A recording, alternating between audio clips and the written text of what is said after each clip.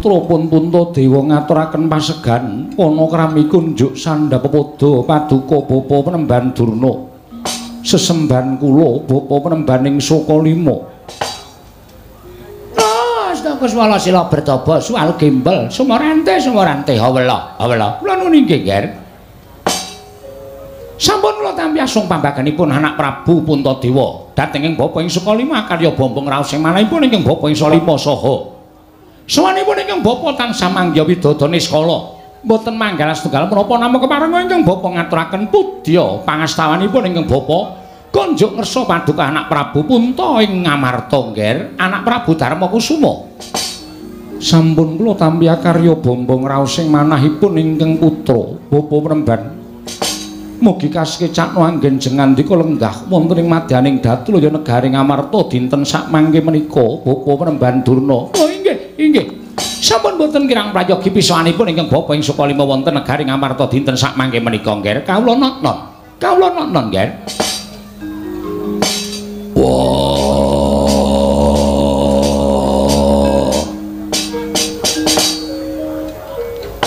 Durna bapakku, aku ngaturake basaku katura. Durna guruku sarawuh ana ing negara Ngamarta. Durna bapakku. Werkudara iki? Iya. Oh iya Nger, anak-anak nganindita bocah mursik isa mikul dhuwur mendhem jare karo wong tuwa ora kandhek ana ing pangucap nang kababar dadi pakarti. Werkudara kowe mbagekke karo wong tuwa gawe gedhe ning ati ning wong tuwa ora liwat pengestunku tampanana ya Werkudara. Ya tak gegem dadekake jimat ora liwat prayogakno nggonmu lungguh ana ing negara Ngamarta. Madyaning Datulaya negara Ngamarta Durna bapakku. Oh iya. Wis ora kurang kepenak praptaku ana ing negara Ngamarta dina samengko iki Bratasena. Bapa Penemban, nedyan kula ngaturaken sembah pangabekti kula kunjuk. Bapa Penemban, kula ngaturaken sembah pangabekti kula kunjuk. Oh iya anakku Nekula Sedewa tak tampa. Gawe gedhe ning atine wong tuwa ora liwat pangestune wong tuwa Sukalima tampanana ya pinten tangsen. Lho niki kula pun dinggo jimat paripe. Non kula pun dinggo jimat paripe ndayana ning kasantosan. Mugi parenga pinarak ingkang langkung sekeca Bapa Penemban. Oh iya wis ora kurang prayoga. Kula takon ing Datulaya negara Ngamarta dina samengko iki Nger. Nekula Sedewa. Saestu adamel kaget sotaning manahipun ingkang putra ing Ngamarta Bapa Penemban. Sarawuh paduka Bapa ing Sukalima. Mongko sengkan datan pepoyan. Menawi alit utusan cantrik Sukalima atur nawala agengipun paduka Bapa Penemban utusan cantrik paring uninga bilih kelenggan sakmangke kepareng badhe tedhak wonten ing praja Ngamarta. Bapa Penemban ingkang putra ing Ngamarta nedya nyawisaken rata kencana saha nyawisaken Hermawar kinarya miji yampian paduka Bapa ing Sukalima kacena tandha bektinipun ingkang putra Darmakusuma sak kadang kadeyan dhateng Penemban Durna ing Sukalima. Bapa Penemban matur nuwun Nger, matur nuwun. Dene mekaten anggen paduka ngaturaken tandha tresna tuwin dharma bekti dhateng tiyang sepuh kados ingkang Bapa ing Sukalima. Namung semanten tata upacara ing kaprajan ingkang mekaten menika kala wau mboten satrepipun menawi paduka pisungsungaken dhateng Bapa ing Sukalima. Menapa paduka mboten kemutan bilih estunipun Pandhawa menika tasih anak-anak kula piyambak. Pandhawa menika tasih siswa kula piyambak mila pangraosipun ingkang Bapa ing Sukalima pendak-pendak kula sowan dhateng negari Ngamarta menika tanpa beda kula menika wangsul wonten pertapan Sukalima. Pangraos kula Ngamarta menika tanpa beda kaliyan Sukalima, Sukalima tanpa beda kados diri negari Ngamarta. Ngaturaken panuwun ingkang tanpa pepindhan Bapa Penemban. Dene mekaten wiyosing pangandika maduka Bapa ing Sukalima karya bombong raos sing manahipun ingkang putra pun Puntadewa. Oh inggih. Ingkang salajengipun kepareng wambabarana ingkang sejati menggah menapa ta wigatosipun dene paduka kepareng tedhak wonten ing praja Ngamarta. Bapa Penemban menawi kepareng kawedharing kathah tumunten kababarna nanging menawi wadi tumraping para kadang sentana miwah para Pandhawa sanesipun monggo kula dherekaken manjing saklebeting kedaton pepanggihan catur netra kelawan ingkang putra ing Ngamarta pun Darmakusuma. Bapa Penemban matur sangat panuwun ingkang tanpa pepindhan Nger. Akarya cumeblong raos sing manahipun ingkang bapa ing Sukalima dupi kula nampi timbalanipun paduka anak Prabu ing mekaten menika kala wau. Lan mugi andhasna ing kawuningan ingkang sepisan sawanipun ingkang bapa ing Sukalima wonten negari Ngamarta menika tuwi dhateng kawidatanipun anak-anak kula para Pandhawa jernyatanipun nadan para Pandhawa samangke sampun mukti ngawibawa Nyakrawati wonten negari Ngamarta. Ewadene Pandhawa menika tasih kula rengkuh kados siswa kula piyambak. Mila wonten jamak limrahipun ing atasipun kula menika jejeripun tiyang sepuh. Tuwi dhateng kajuwananipun anak-anak kula ing sami mapan wonten negari Ngamarta. Matur sembah sewu nuwun ingkang tanpa pepindhan. Bapa Menemban. Awit saking pangestu maduka para Pandhawa tansah pinayunganing kawidadan niring sambikala anggenipun sami mapan wonten ing praja Ngamarta. Syukur-syukur, Ger. Syukur rinten panteraning dalu mboten kendhat anggen kula nyuwun dhateng pangawasaning Dat Kang Purwengdat supadosa paringa berkah dhateng anak-anak kula Pandhawa ing sami mapan wonten negari Ngamarta. Inggih Bapa Menemban matur genging panuwun ingkang tanpa pepindhan. Dene dungap ing angka kalih. Mugi andhadosna ing kawuningan sawanipun ingkang Bapa ing Sukalima menika mboten saking pikajengan kula piyambak. Mboten pribadi kula piyambak. Nanging dapur dipun utus dening anak Prabu Duryudana. Dipun utus dening Kaka Prabu Ngastina. Nun inggih kasinggihan mekaten. Menapa wigatosipun Bapa Menemban? Menapa Kaka Prabu Ngastina paring deduka dhateng para Pandhawa? Utawi Kaka Prabu Ngastina badhe paring pidana dhateng para Pandhawa. Lajeng kalepatanipun Pandhawa mapan wonten ing pundi? Upamya badhe paring bebingah dhateng para Pandhawa lelabetan menapa ing sampun katindakaken punta sakadang. Menika ngaten. Namung saderengipun ingkang Bapa ing Sukalima menika munjuk atur menapa dipun paringaken radi majeng anggen kula ngabiyantur ngersa paduka anak Prabu Puntadewa. Supados sakmangke sampun ngantos duna dungkap anggen paduka badhe nampi dhateng aturipun ingkang Bapa ing Sukalima nggih. Kula semanggaaken Bapa Menemban Purbawasa wonten asta paduka Bapa Menembaning Sukalima. Oh inggih, matur genging panuwun ingkang tanpa pepindhan, Ger. Anak Prabu Puntadewa. Handra ingkang Wiswita rum.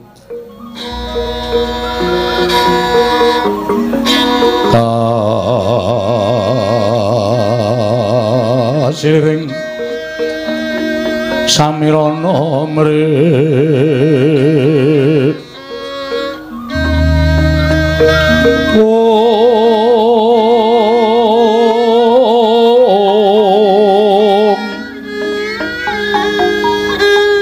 sekar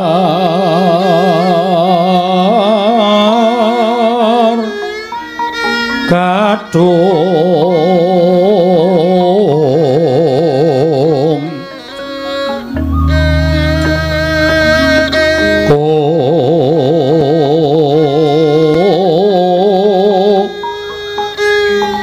ngas kandanya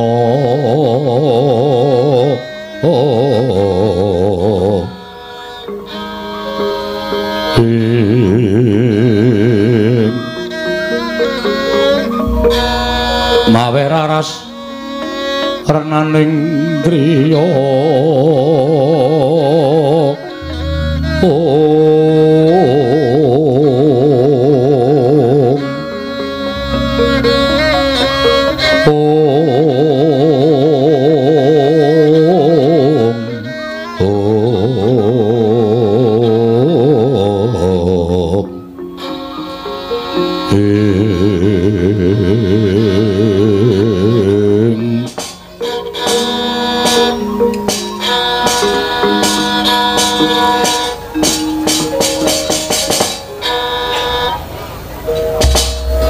Bapa Menemban ndadosaken tumaratap raos sing manahipun ingkang putra ing Ngamarta pun Darma Kusuma. Dene mekaten ya sing pangandika maduka Bapa Menemban. Mila ingkang saking menika sumangga Bapa laturi paring dawuh. Menggah menapa ta ingkang dados wigatosipun dene Kanjeng Kaka Prabu utusan kelawan Bapa Menemban Durna supados tedhak wonten ing praja Ngamarta. Oh, sampun ngantos gadhahi raos kuwatir, nggih. Estunipun boten bab ingkang awrat namung mugi boten perkawis ingkang sepele. Liripun kados pundi dene paduka paring dawuh mekaten. Ah, menika ngaten. Mugi andadosna ing kawuningan estunipun wale-wale menapa sampun wonten 3 candra tanggelengganing dinten sak mangke menika. Negaring Astina kados ketaman welaking Jawata. Negaring Astina kados ketaman begebluk. Monggo kathah para kawula ingkang sakit sonten ketiwasan, sonten sakit enjing kapralaya. Kekirangan sandang boga lan sak piturutipun sedaya tetuwan boten saged tukul lang rembaka, sedaya pecah kasulayah. Mila mboten aneh menawi negaring Astina tumunten awis boga, awis wastra, andadosaken nungsang puyang sangganing para kawula ngudel bingung. Sami loro boga tuwin wastra. Dumadakan boten dangu dawahipun sesakit ingkang tumawa wonten praja Ngamarta utawi negaring Astina. Kathah para kawula enjing sakit sonten ketiwasan, sonten sakit enjing kapralaya. Kula piyambak ngawruhi nggih, kula piyambak nekseni lumados sing pagebluk mantuk wonten negaring Astina. Oh, mboten kanyono-nyono negaring Astina ketaman kados mekaten menika. Tumunten ana Prabu Duryudana ngrawuhaken para Brahmana winasih Sewa Sugata supados anambak rengkaning praja panandhening ngatindakaken gagar wigar tenantuk karya.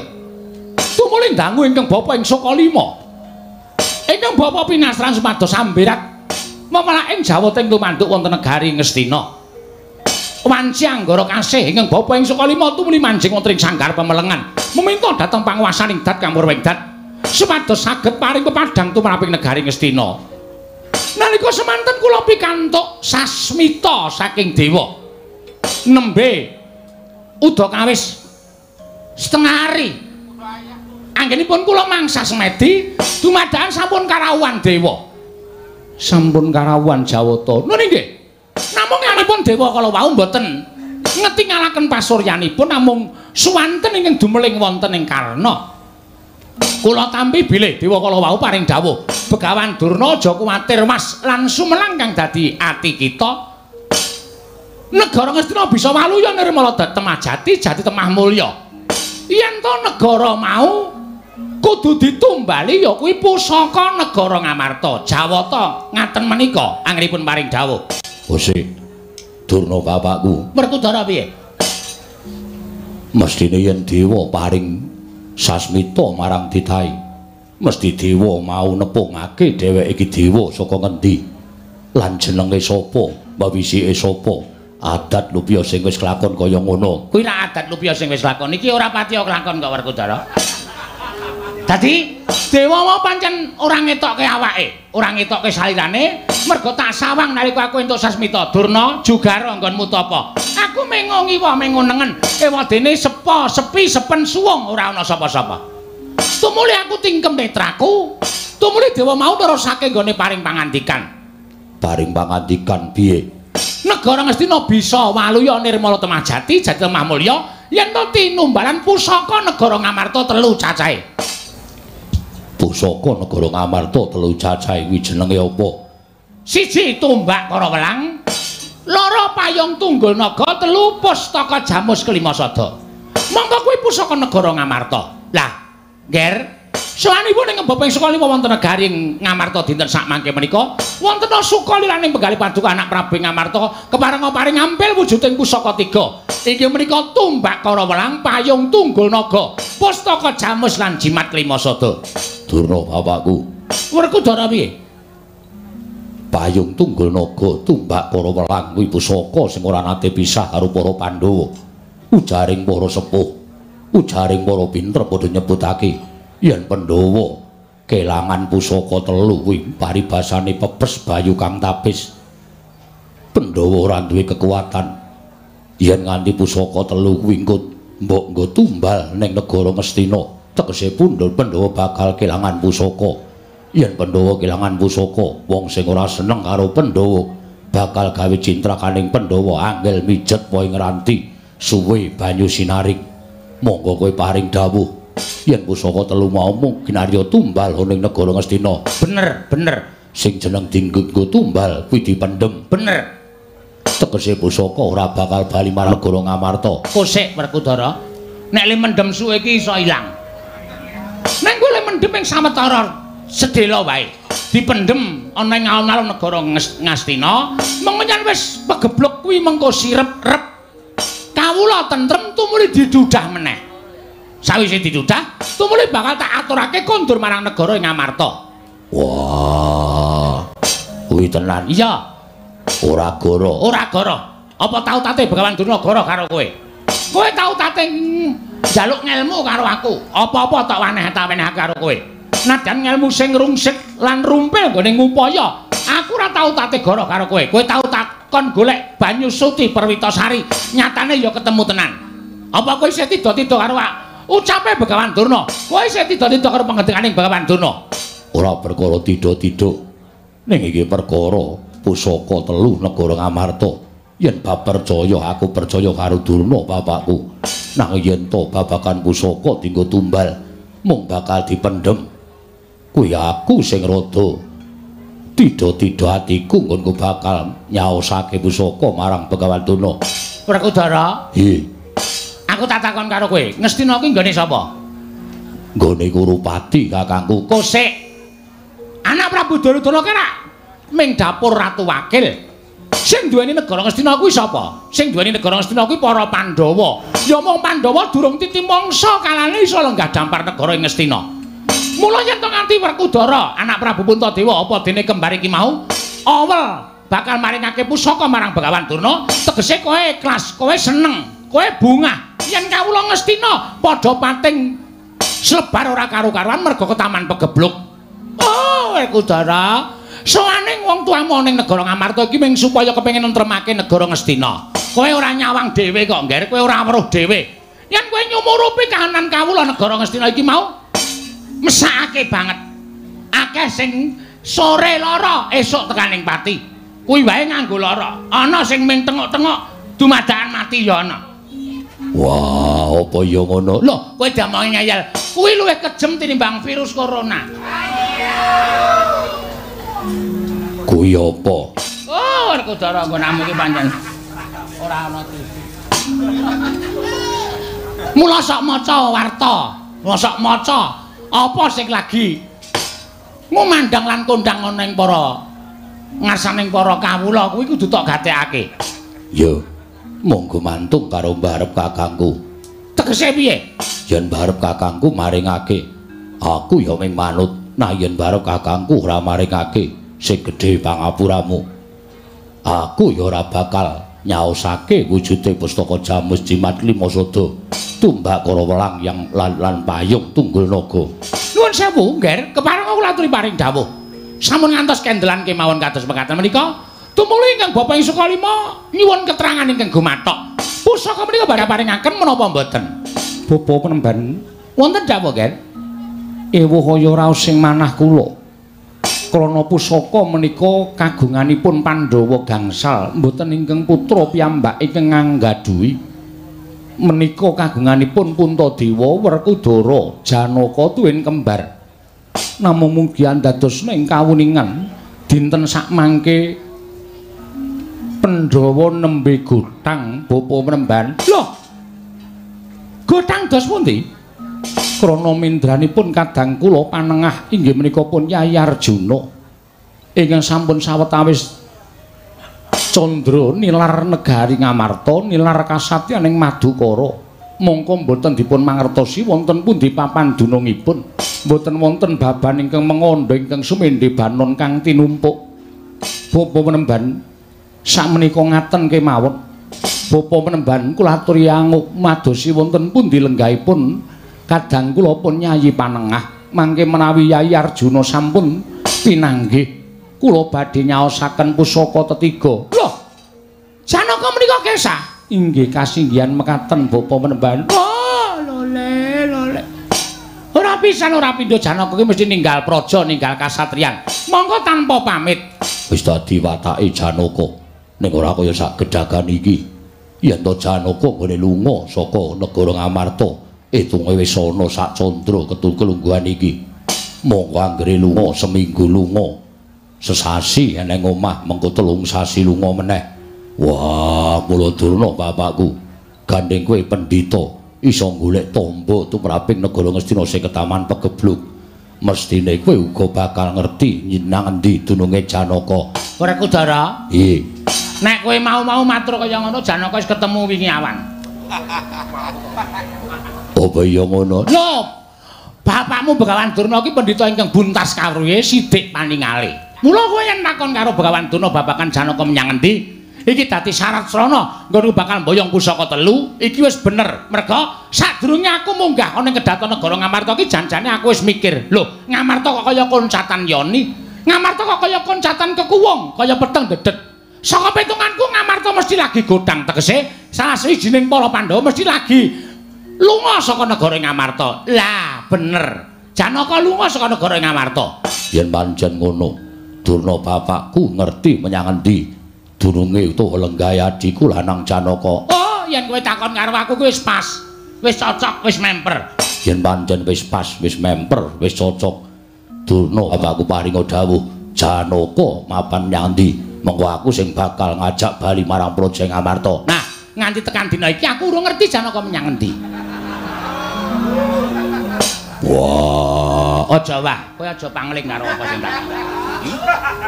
Aku mesti sok kaya ngono kuwi to, ming bebeda atimu Werkudara. Sejatine aku ngerti. Janaka menyang endi? Janaka kuwi menyang jagat lor. Janaka menyang jagat lor. Jagat lor kuwi ya opiaken. Mengko yen kowe nang jagat lor ora ketemu Janaka, kowe ngidul. Engko nek ngidul ora ketemu Janaka, kowe ngulon. Nek ngulon ora ketemu Janaka, kowe ngetan. Nek ngetan lor kidul wetan ora ketemu Janaka, jagat iki diubengi. Mesti bakal ketemu Janaka. Wah, kuwi wangsulane bocah cilik. Pancen aku isih cilik. Aja kaya ngono. Wangsulana. Yen perkara kudu nemokake Janaka nuwun sewu, Ken. Nuwun sewu. Manah kula nembe kebak. Kebak kados pundi Bapa Menemban? Inggih krana anggen kula menggalihaken kawontenan negaring Astina. Namung ngaten kemawon. Sakmenika dipun walik kemawon. Dipun walik kados pundi? Kersa ta diwalik? Kersa Bapa Menemban.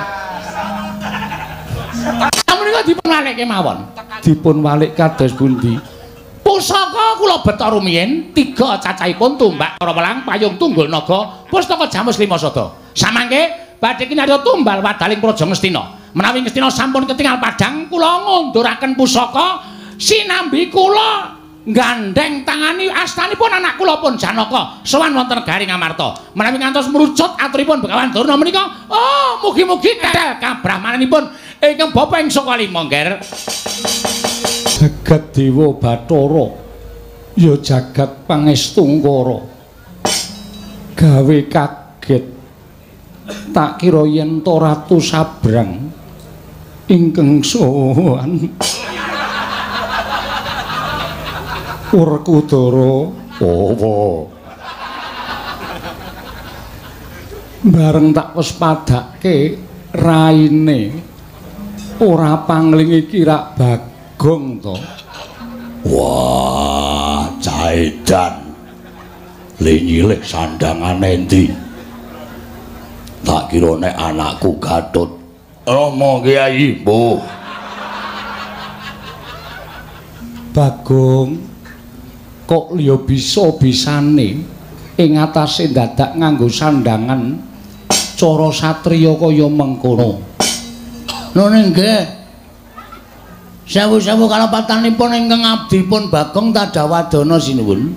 Ya ora dadi ngopo Bagong. Betek-betekipun kula pengin merajakaken sinuwun Prabu Darma Kusuma ngantos kula nyewa sandangan ngenten iki. Iya Bagong. Nggih, nyuwun ngapunten nggih. Ora dadi apa. Oh, nuwun sewu, Ger. Menika sinten? Menapa ingkang putra Jodipati? Menapa putra Madukara? Sanes Bapa, mbok menawi Bapa mboten mresani krana saking wingking. Menika pun Panakawan Bagong. Oh, wedhus tenan ora. Tiwas tak apik-apikke ora nganti dehem ngono Nalendra sowan. Oh, jebul Bagong to iki. Wah, lah Penemban Durna barang teng mriki. Oh iya Bagong. Oh, kowe nganggo sandangane sapa? Mboten ngertos niki sandangan Sencaki napa Gatotkaca kula radong. Sing penting kula nggo. Sing wigati kula merajakaken sinuwun Prabu Darma Kusuma. Panakawan Bagong Padararja sapraptamu. Nun. Tansah pinanganing kawidadan ring Sambikala. Kepanen kula ngaturaken sembah semoga ping pangabekti kula kunjuk sanipun Wa Prabu. Wa Prabu dengkulmu atos. Mengki tok kaya putrane lho. Sinuwun Prabu Darma Kusuma. Iya ya Bagong tak tampa pangestuku Tampanana. Kula pundi nggo jimat paripe Dayanana ing kasantosan. Bagong Wadararja. Nun nggih wilujeng Ndara. Prayoga nunggun mulunggo. Nggih. Aja dienggo sak nggon-nggon, engko ndak kleru leh ku nyebut. Mboten mungkin iki bar niki nggih. Cucul kula ya ming wangun apa mboten ngoten lho dadi piyayi. Le wangun awakmu wis wangun ning raimu tetep kere. Kempun atos suarane.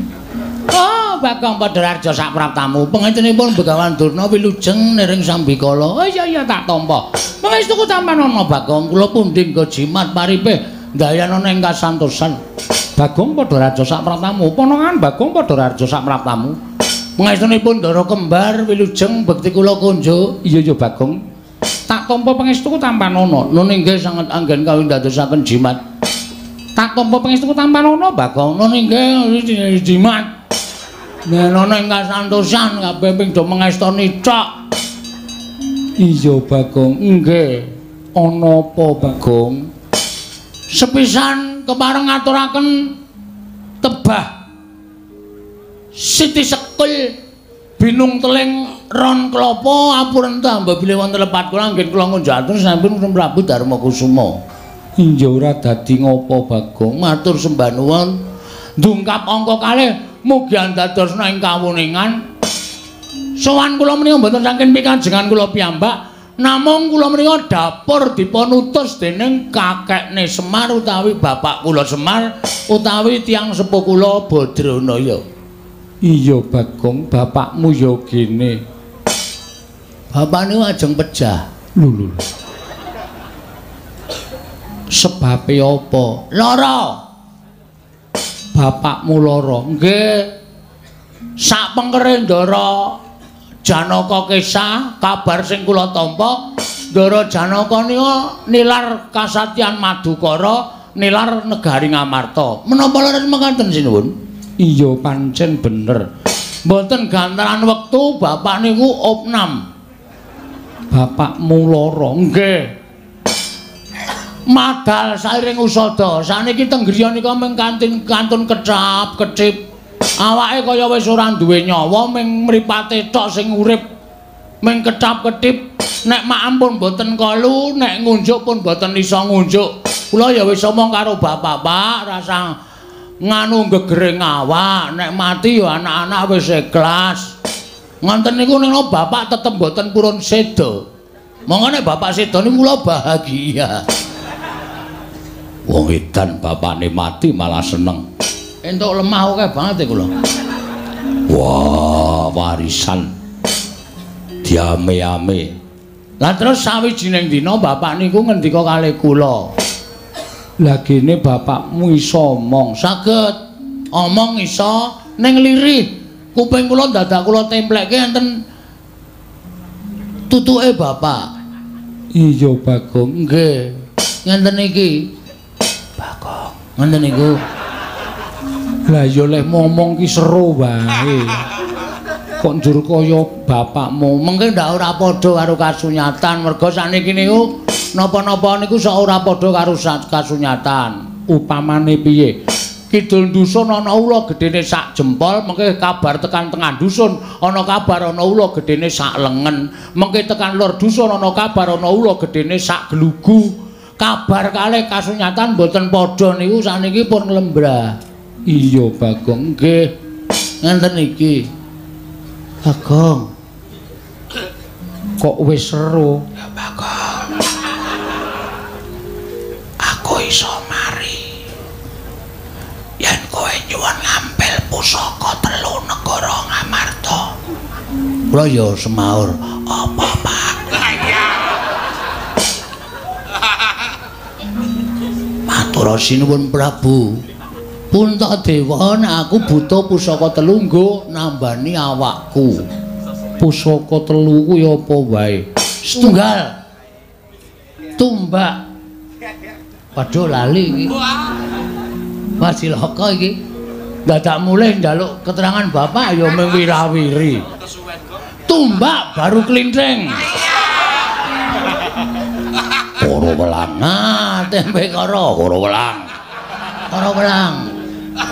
Tumbak karo welang angka 2 payung mutha. Wah, bature Pandhawa pirang-pirang puluh taun karo pusakane Pandhawa ora apal. Ora payung mutha. Lah payung apa? Pijet payung. Ora. Payung Tunggul Naga. Payung Tunggul Naga kali perpustakaan wilayah. Pustaka Jamus. Lah, pustaka Jamus Kelimasada nedya kula bolong. Bolok boyong. Nedya kula boyong wonten negari Ngamarta, Karang Kadempel ingkang wigati kinarya Jambi Bapak Semar. Pungkasane ngatur kula menawi Sinuwun Prabu Darma Kusuma maringaken kanthi ikhlasing penggalih kula ngaturake panuwun ingkang tanpa pepindhan. Ateges Sinuwun Puntadewa menika menggalihaken lelabuhane Bapak nggone momong para Pandhawa wiwit kuncung nganti gelung wiwit jabang nganti claprang. Nek mung diwisuno ngambil pusaka 3 mesti kemawon dipun paringaken ewadene Sinuwun Puntadewa ngekahi pusaka 3 menika. Kula sampun macak cara Gatotkaca. Kula mboten ajeng wedi kalih sinten-sinten, nek perlu kula untir kabeh. Wah, Puntadewa kakangku. Werkudara piye? Aku apal karo Bagong. Yen wis kaya ngene iki dheweke ora iso dienggo dolanan. Ora iso padhake tawon.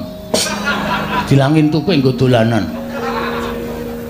Yen muni nesu mesti nesu tenan. Lho niki contone sing wis tau tak ajar. Wah. Sapa? Sapa ta? Aku ki nek omong sok ngawur e. Kula niku nek nesu medeni asli nek nganti sampean boten maringaken tur nggih kula aturi ngemuti nggih sinuwun. Bapak niku ling abdi karo Pandhawa pirang taun. Pun suwe banget. Bapak niku tetep dadi abdi konsisten. Sebagai abdi mboten tau njaluk undakan bayar, ora tau njaluk undak-undakan napa-napa. Omahe bapak wiwit dereke Pandhawa isih cilik nganti saniki panjenengan wis dadi ratu ya popok kaya ngoten mawon.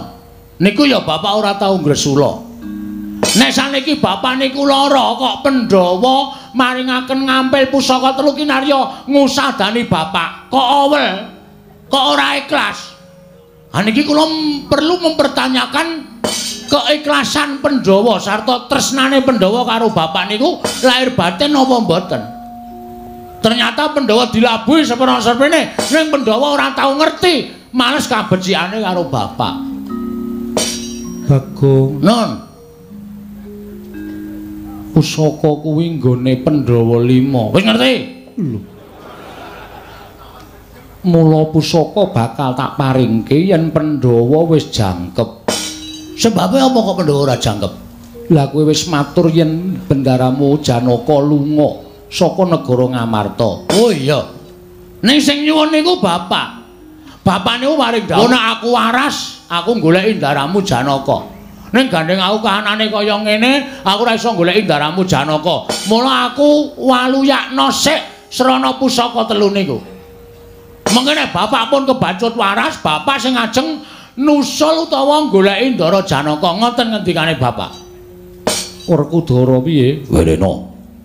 Wah, yen Bagong nganti ngopo-ngopo aku ora tanggung jawab. Kowe sing kudu nanggung. Kembar kepiye? Kula aturi maringaken kok Prabu. Kok Prabu aturi maringaken. Bagong menika bocah edan. Menawi ngantos sakmangke mboten dipun paringaken geger sampun geger negari Ngamarta. Sinten ing badhe ngendhakaken dhateng pun Panakawan Bagong. Oh. Piye? Anu pripun? Iya Bagong. Pripun paringaken napa mboten? Kusik iki ana perkara. Lho, urung kaya ana masalah. Rawuhing Bapa Durna mrene uga kepengin mbutuhake pusaka 3 Bagong. Gandurna? Iya. Gandurna mbutuhake pusaka 3 sebabe Ngestina Ketaman Pegebluk bisane Waluya ditumbali pusaka 3 sing tok kandhakake mau. Mangke riyen saniki kula tak takon karo sampean. Panakawan karo Ngastina abot sapa? Pun ngoten mawon. Ponokawan karo Ngastina abot sapa? Kula ndereke sampeyan niku nganti sikil dienggo sirah dienggo sikil ora tau menuntut napa-napa lho. Terus saniki sampeyan kok ajeng belani wong Ngastina. Sampeyan le kesia-sia niki wiwit umur 5 taun wis disingkirke saka negara Ngastina, disingkang-singkang karo Kurawa. Nek cara Kurawa, nek cara kula nganti kesusu-susu. Nek cara kula Kurawa ketaman begeblok mbok ben modar kabeh. Nek Kurawa modar kabeh, panjenengan lenggah teng negara Ngastina. Panjenengan rasa nglakoni perang Bratayuda. Bratayuda. Hah? Bratayuda. Bratayuda. Ora. Sesuk. Wah, ra sida ndelok aku. Bratayuda. Wis. Terus saniki bareng Ngastina ana apa-apa kok do nyermimih njaluk pambiyantu ning Pandhawa. Apa ora gagas jaman sia-sia karo sampean? Bagong, wong urip ki aja duwe rasa males winales. Lah niku ra panjenengan. Panjenengan niku ratu sing pancen kondang ikhlas lahir batine. Aja kok brana picis. Aja kok garwa disuwun karo wong liya. Sugeng panjenengan disuwun karo wong liya nek nggo kabagyaning wong liya, panjenengan maringaken mula ora aneh nek panjenengan menika keputihan. Anu, ludira pethak. Getih putih. Caedan lah. Iya Bagong nggih. Tegese ludira panjenengan pethak menika suci lahir batine. Saniki terus sampeyan abot Ngastina karo Bapak Semar. Monggo, ora masalah. Mang paringke durna. Mang paringke durna. Ning kula wiwit dinten iki njaluk tanda tangan kula keluar sebagai abdi negara Ngamarta. Kula ora sudi dadi abdi ning para Pandhawa sing pancen ora iso nggatekke karo kawulane, ora iso nggatek karo kawula cilik kaya kula niki. Oh, lho pangapunten, Ger. Kula nyuwun pangapunten. Kula suwun kanthi sanget panjenengan kedah nglenggahi bawa leksana. Senyatanipun panjenengan kedah nglenggahi menapa ingkang sampun dipun leksanani dening anak Prabu Darmakusuma. Sapa sing dhisik didhisikake, sapa sing keri kudu nampa keri. Menika watakipun Nalendra. Menawi panjenengan boten saged nindakaken kados mekaten menika badhe tetel kanjenengan panjenengan. Saniki mung gumantung nyawang sing mbutuhke sapa? Apa sampeyan ajeng mentala karo Bapak Semar? Nek Bapak Semar ora ketekan pusaka telu, Bapak Semar seda sing kapitunan para Pandhawa. Oh, perkara Semar mati menika mboten apa-apa. Pandhawa isih duwe nata Ndarawati iki menika Sina Prabu Sri Bathara Kresna. Sina Prabu Bathara Kresna menika pengayomaning para Pandhawa, suwing para kadang Pandhawa. Kresna tanpa Semar ora gayeng. Ora gayeng. Ngoten. Pandhawa niku pancen kudu dimong piyai loro. Nek piyai loro siji ora ana, gotang Pandhawa ora bakal iso nglakoni urip minangka dadi satriya ingkang utama. Nuwun sewu, nanging dhisik kula lho, Nger. Sawanipun rumiyin bukan durna tinimbangipun Bagong. Mula sing keri ya kudu nampa keri, sing dhisik ya kudu nampa dhisik. Pokoke sampean kudu menggaliaken perkawis Bapak Semar. Ampun ngrungokke suarane kongkang kengunya ing kekeleng. Kongkang menika kodhok gedhe, kekeleng menika leng. Kangkung nang kemawon tablek lendute modal. Ngoten mawon mboten sah sampean ngrasake omongane wong sing sanyatane sejatine menghargai cintrakaning para Pandhawa. Kanthi api-api Ngastina ketaman begeblok rebut pusaka. Nek pusaka wis karebut, tumuli nuwun sewu. Badhe mejahi para Pandhawa menika angel mijet wae nganti suwe banyu sinaring. Hus! Bagong! Ngapa? Kowe ngecek karo Bagandana, mboten ngecek niku nyatane. Lho, nyatane kowe ndakwa karo aku sing elek. Kula mboten ndakwa. Ning menika mung nggunakake ngelmu titen. Lha, nggunakake ngelmu titen. Durna Sengkuni Kurawa niku nek karo Pandhawa asline lahir tresna ning batin sengit. Pun ping pinten sampeyan ajeng renah patine para Pandhawa. Ning nek saiki aku pengen nyuwun ngambil pusaka telu mau, kinarya nambah rengganing Praja Ngastina. Ajeng alasan apa kemawon, kula iso maca ati sampeyan. Lho, nek ngono kowe ndakwa karo aku, kula ora perkara ndakwa. Ning perkara niki perkara Sinuwun Prabu Darmakusuma ajeng meneke pusaka dhateng sinten? Kula panjenengan ngalah, paringke sampeyan kula kudu ngalah, ora usah nganggo padu. Iki ku nganggo padu merga wis wani karo Begawan Durna. Kowe ngalah. Kowe kere gedibal 17 wong elek ngelok mripat. Semar kae yo mung kere. Semar kae wong ora duwe. Lho, Semar mati ya wis ora apa-apa. Wong sing mati wong ora duwe. Sing mati men kawula. Nggo abrak apa Semar? Semar urip yo men ngebot-boti uripe para Pandhawa.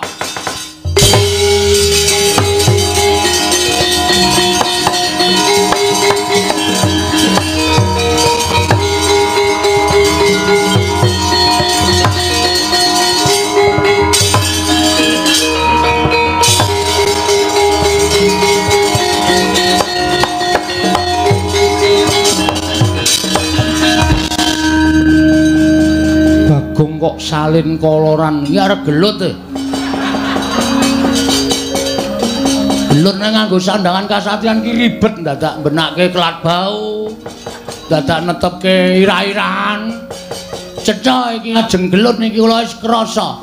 Nek mboten kula ajangi jembar ndak mung sak kepenake dhewe. Lho. Kowe ketoke bakal wani karo Begawan Durna. Lho, biyen wani saiki wani, Mbah. Ora ana alame Bagong kok wedi karo Begawan Durna iki kapan kula tak takon. Hah? Sampeyan ya wis kelingan nek kula niku mesti wani karo sampeyan. Lah kok dadak takon lho kok arep wani karo Begawan Durna. Bagong niku ora wedi karo sapa-sapa, Mbah. Patokan kula niku anggere bener sing tak belani wong tuwa kula, aja kok sampeyan dewa mudhune Bagong ora gigrek. Hah? Aja kok ming Durna. Ha sampeyan niku dumeh titele pendhita kondang monyor-monyor ra ning Ngastina. Ha to? Sampeyan niku upama gambare diumbulke ra tau iso mbukak, kalah terus. Ha kok sampeyan ajeng nantang karo Bagong. Saniki ngene. Sampeyan butuhke pusaka telu, aku ya butuhke pusaka telu. Digawe sayembara. Lho, sayembara apa? Nek kula kalah karo sampean, sampean boyong pusaka telu. Nek sampean kalah karo Bagong, kula sing boyong. Lho. Oh, lah kewanen bocah iki, kewanen ucape. Ora mbok pikir dhisik, wis tak pikir, Mbak. Wis tak pikir. Aku ngerti kowe nggo Kurawa to, kowe gleleng nggo Kurawa.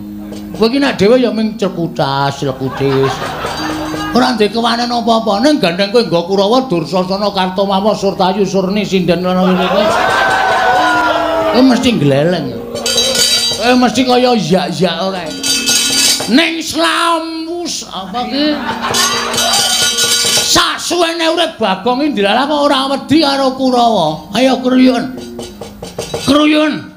Bagong aja gawe dak-dakan ning pasulayan. Sampeyan meneng mboten? Kene ana sing ngisru-ngisru leh kula nesu, ora nyawang sapa-sapa. Amuk kabeh. Nganggo tata krama ora? Nganggo.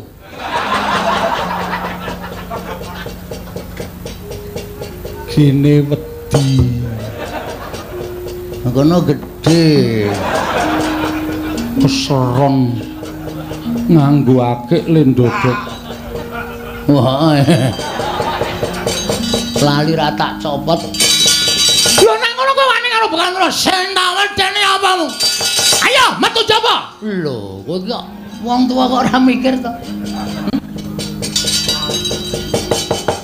Carane ta. Nek ora aja tak njaba. Rugi. Goblok ora. Aku ora guneman karo kowe sing ora ono. Nek panjenengan manane metu jaba. Ayo metu njaba. Tanding karo Begawan Durna. Nuwun sewu sinuwun mboten kula miwiti ajanging pasulayan. Ning gandeng Bagong pun ditantang. Nanti papane wong neter kadedayan. Nang alun-alun negara Ngamarta temtoke kowe apa aku sing tekani pati. Wah, pendhita tak ingkel-ingkel garing ati.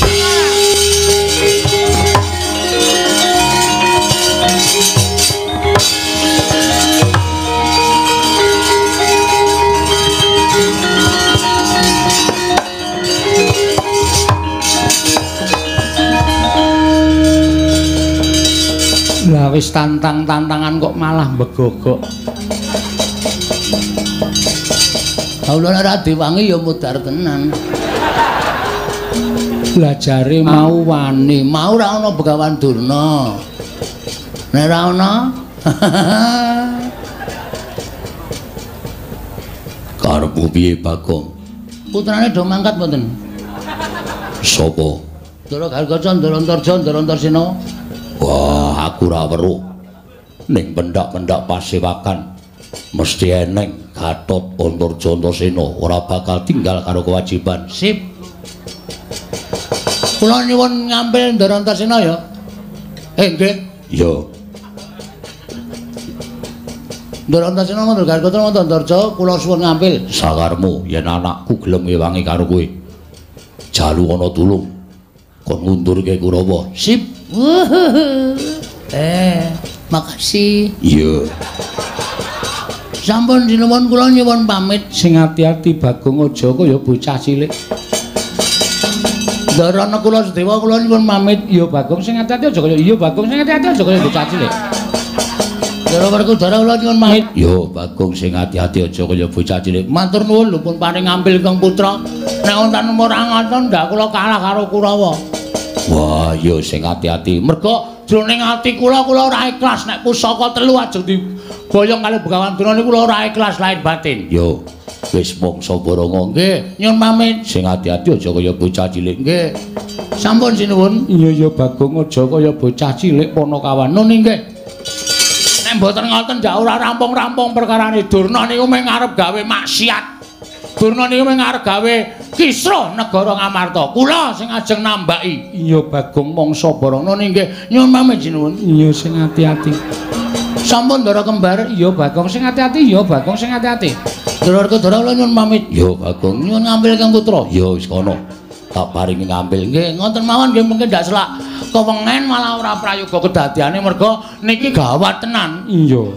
Nek nganti sinuwun Puntadewa kelangan tumbak karo welang payung tunggul naga pustaka Jamus Lima Sada niku wong sing ora seneng karo Pandhawa niku ajeng gawe cintakaning para Pandhawa niku angel mijen moing ranti suwe banyu sinaring. Nggih ta? Iya. Leres mboten? Bener. Kula nyuwun pamit. Sing ati-ati aja kaya bocah cilik. Ndara Kembar kula nyuwun pamit. Iya Bagong, iya Bagong. Ndara Werkudara. Yo ana mangkat to. Oh, mangkat ya Yem. Nggih ngesna dawuh. Kuwi sapa kuwi sik lemu kuwi? Adik kula. Rondo. Wah. Kok ora ngabari aku? Aku ki penggemar. Penggemar tekule atos. Sampun ngoten mawon kula nyuwun pamit sinuwun. Sing ati-ati aja kaya bocah cilik. Nun nggih, pareng. Iya. Nyuwun pamit Ndara Werkudara. Yo sing ati-ati. Pareng. Yo. Merga kula niku nek wis karo Kurawa jane asli ora seneng. Sengit kula kepati-pati karo Kurawa. Mula kula niku ndek penjangka nek Kurawa ketemu Bagong ijan padha ijan upamane. Iya. Kartomarma pas mlaku-mlaku dhewe ketemu kali kula mesti tantang gelot to. Yakin kula jak gelot mesti. Iya mergo sengitmu karo Kurawa. Nggih. Lah kula lek sengit ki mergane napa? Kurawa niku mesti gawe cintrakane ndara-ndara kula para Pandhawa. Monggo kula tresna ning ndara-ndara kula Pandhawa. Iya, ketok tresnamu karo Pandhawa. Mekaten. Sampun. Iya. Sampun. Iya. Pun nggih. Yo sing ati-ati. Ndara Kembar nyuwun pamit. Iya sing ati-ati, iya sing ati-ati Bagong. Ora usah kesusu-susu sare-sare. Wis ya Yem. Inggih ngatos-atos. Ora tak ajar tuman mae nggih. Iya. Ora tak waneni ndak Durna iki arep sewiya-wiya ya ta? Iya. Merga pun nggih. Yo sing ati-ati. Sampun Ndara. Iya sing ati-ati. Ndara Kembar. Iya sing ati-ati. Kula tak medanjawi. Mbuh rawang sulat. Lho kok nesu? Pamit kok bola-bali. Ngene iki ngopo? Sangu. Ora nggawa dhuwit. Wah, Ora duwe. waduh. Urung ngomong wis muni ora duwe. Nggih pun, ngoten mawon. Kula nyuwun pamit tambeng mestu. Sing ati-ati aja kaya bocah cilik Panakawan. Nun nggih. Pun mboten ngangge gamelan. Iya. Ming batur sak kula ditabuhi. Ngeselke sing do nabuh. Iya. Iki Patih Handakawana to iki? Inggih. Kok oleh sowan kok adoh banget. Mboten wonten papanipun ki Lurah Bagong. Kuwi nggo 300. Mbeto. Nak sili. Ingkang wingi dereng nyaur. Iki aku didhawuhi Sinuwun Prabu Puntadewa kok nyilih kowe. Engko sing nyaur Sinuwun Prabu Puntadewa.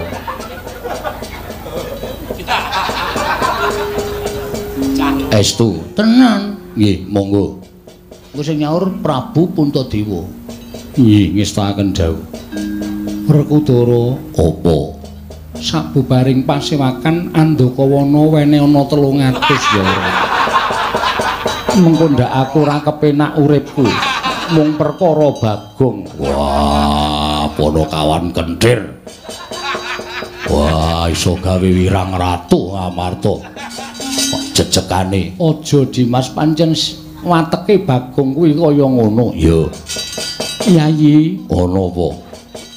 aja nganti Bagong kasempyok ing aradan. Tegese Bagong nganti cilik lara gedhe babak kulite. Dawono marang anak-anakmu sak biyantu kelawan Bagong. Ya. Piye ngene bakal paring wangsulan karo Durna bapakku. Mengko aku ingkang bakal matur kelawan bapa Penemban Durna. Babakan nggone mboyong pusaka, aku bakal nyuwun pepanggil sarta ruba. Wah, ya ngestake dawuh. Babar pisan Dimas, budalno kang padha seba ingsun kondur ngedaton, kaya wis ora ana dawuh maneh Yayi Werkudara. Purna gatining pananggilan. Sanadyan kondur ngedaton jeluk saking dampar kentara kinampit gambaran gading kadhiraken sangganing Promban Cedi. Manggung ketanggung Joko Paloro ing sami ngambil upacaraning Prabun. Kawis tinggal saking Mandra tindak Nyosri Naranata katinon saking Mandrawa kaya sesanti kamulyane. Menapa Bagong menika tasih Ponokawanipun para Pandhawa? Mila dinten samangke kula aturi animbali menapa wigatosipun dene Bagong sowan wonten Paduka Yayi Prabu. Mestinipun wonten wigatos dening atasipun namung sak derajatipun Ponokawan kraya-raya sowan dhateng Garing Amarta. Koko Prabu kasinggihan mekaten. Mugi kasekecakno anggen jengandika lenggah. Kula diandangu dhateng sowanipun Bagong. Inggih, Yayi, kula semanggaken. Ponokawan Bagong padha rarja sak praptamu sawise asu ingkang dadi napas asat ingkang dadi riwe. Ponokawan Bagong raharja sowanmu Ponokawan. Nona Amit pasang Kalimantabe tinebena ing ladune dumawahi awang towang sinuwun linepana ing tulak manuk. Keparang kula ngaturaken sembah. Sing langsung alon-alon aja kesusu-susu. Anu wae. Sumung kemeng pangabekti kula konjo ngersa paduka sinuwun Prabu Puntadewa.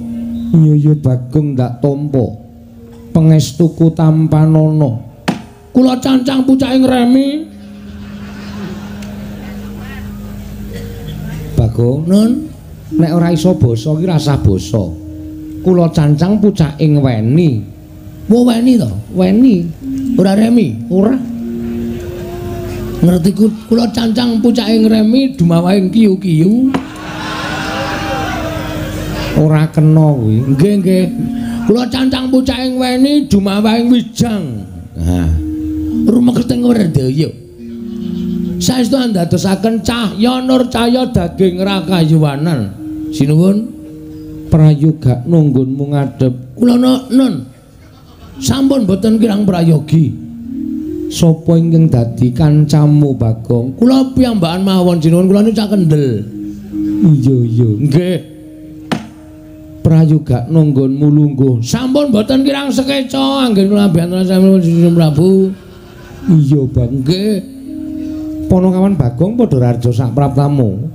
Pengetunipun sinuwun Dwarawati Prabu Sri Bathara Kresna wilujeng. Bekti kula konjo sinuwun. Iya iya Bagong tak tampa pangestuku tampanana ya Bagong. Nun iki nang-nang njandene. Aja kurang ajar lho. Terus kok nirokke suarane Kresna men supaya kula niku ya semangat ngoten lho. Panjenengan niku lek ngendika renyah. Carane krupuk niku bar dintas. Kula ya kudu renyah, ya kudu ngimbangi karo sing nimbali. Iya, Bagong, iya. Lho. Anu nggih. Penak nggonmu lungguh, Bagong. Sampun mboten kirang prayogi. Sakarepmu, Bagong. Ha nggih wis ngonten mawon malah penak. Bagong. Padha rarja sapraptamu, Bagong. Pangestunipun Ndara Werkudara nering sambi kala Ndara. Yo prayoga nunggunmu ngadhep Kula ngaturaken sembah. Tak tampa pangestuku Tampanono. Ayo nek iso dirokno gedene suarane Werkudara. Bagong. Lung. Biasa mawon ah. Lah sampean gedhe tenan suarane. Sampeyan iku ora asik gedhe ora mung suarane. Iya, prayogakno. Nun nggih sanget anggen kawin dadosaken jimat paripe. Bagong Padhararja sak praptamu. Pangestunipun Ndara Janaka wilujeng bekti kula kunjung nggih, Den. Iya, Bagong. Nggih. Kok pun sawetara ora rawuh teng Karang Kadempel? Iya, akeh kewajiban kasatriyan, Bagong. Wah, jan wis mendring kula macet. Sampeyan mboten rawuh niku. Anggere ditekani mung kula tinggal ndelik. Iya. Ponokan Bagong Padhararja, ponokan Bagong Padhararja. Pangestunipun Ndara kembar, Ndara Nekula Sedewa wilujeng bekti kula kunjuk. Iya, Bagong tak tampa pangestuku Tampanono ya, Bagong. Nun nggih sanget anggen kawin dadosaken jimat paripe. Ki Lurah Bagong sami wilujeng. Welah. Siti. Inggih. Slamet tekaku, wis slamet to sehat to kowe dadi abdi Ngamarta. Pangestunipun sehat. Syukur. Adimu sing lemu iki jenenge sapa kowe? Kula pun Bandriyah. Heeh, lali aku. Kowe ya sehat to, Bandria? Pangestunipun wilujeng Mas Bagong. Wah, jandangku mboten kepanggih. Ah iya ya. Karang aku ya arang-arane negara Ngamarta. Nggih. Nomormu ijek ajek to? Tasih ajek. Heeh, kok tak kirimi gambar meneh ya. Ya. Nggih. Sing asik. Ah beres. Aja kuwatir pokoke. Senengane kok kaya ngono lho, adik iki. Ora apa-apa kuwi sampeyan. Ponokawan Bagong, Kula wonten dawuh sinuwun. apa sebabe dene sira sowan mongko tanpa tinimbalan? Murugake matur marang panjenengan ingsun Ponokawan Bagong. Sampun dipun keparengaken sinuwun. Wis ingsun keparengake. Matur sembah nuwun. Ingkang sepisan kepareng kula ngaturaken tebah Siti Sekol Binunteling Ron Kelapa. Apuren ta mbok bilih wonten lepat kula anggen kula ngunjuk atur sapa duka sinuwun Prabu Darma Kusuma.